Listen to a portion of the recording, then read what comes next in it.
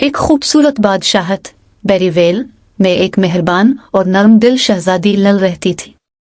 शहजादी नल cherries को बहुत पसंद करती थी और अपने वफादार कुत्ते पपिन के साथ मिलकर शाही बाग में सबसे पकी और रसदार चेरीज चुनती रहती थी।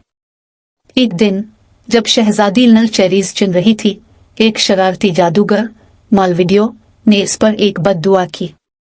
अपने जादू के असर से इसने शहजादी नल को एक बहुत बड़े चेरी के अंदर कैद कर दिया। चेरी इसके इर्द गिर्द बढ़ने लगी और शहजादी सिर्फ अपनी आवाज से मदद के लिए पुकार सकती थी। दिन हफ्तों में बदल गए और शहजादे की कमी से पूरे मुल्क में उदासी छा गई। बादशाह और मलिका ने ऐलान किया कि जो भी शहजादी नल को आजाद कराने का तरीका ढूंढेगा उसे बड़ा इनाम दिया जाएगा। बेरीवेल के किनारे एक छोटे से कुटिया में एक सादा किसान थॉमस रहता था। थॉमस को भी चेरीज पसंद थी और इसे एक जादुई सलाहियत हासिल थी। वो फलों में जादू की मौजूदगी महसूस कर सकता था। जब थॉमस ने शहजादी नल की परेशानी सुनी तो उसने फैसला किया कि वो मदद करेगा। अपनी तेज हंसुहे और एक टोकरी के साथ थॉमस ने सबसे जादुई चेरीज इकट्ठी करने का इरादा किया।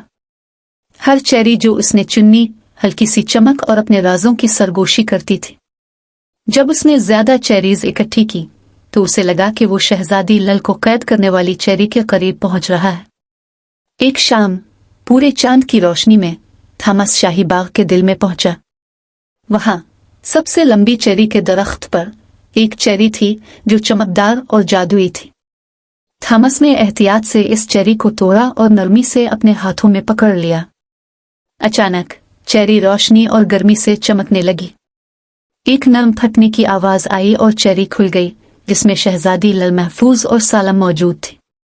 उसने थॉमस को जोर से गले लगाया और खुशी के आंसू उसकी आंखों से बहने लगे। मिलकर वो बेरीवेल वापस आए, जहां पूरा मुल्क उनकी दोबारा मुलाकात की खुशी में जश्न मनाया।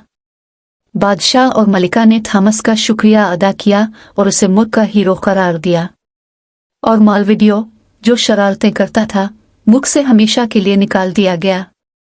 इस दिन के बाद शहजादी नल और थॉमस बेहतरीन दोस्त बन गए। वो अक्सर बाग में मिलकर चेरीज चुनने आते और अपने जादुई रिश्ता को सराहते। और जब भी किसी ने पूछा कि थॉमस ने शहजादी नल को बद्दुआ से कैसे आजाद किया, वो बस मुस्कुराकर कहते, थोड़ा सा जादू और बहुत सारी चेरीज के साथ।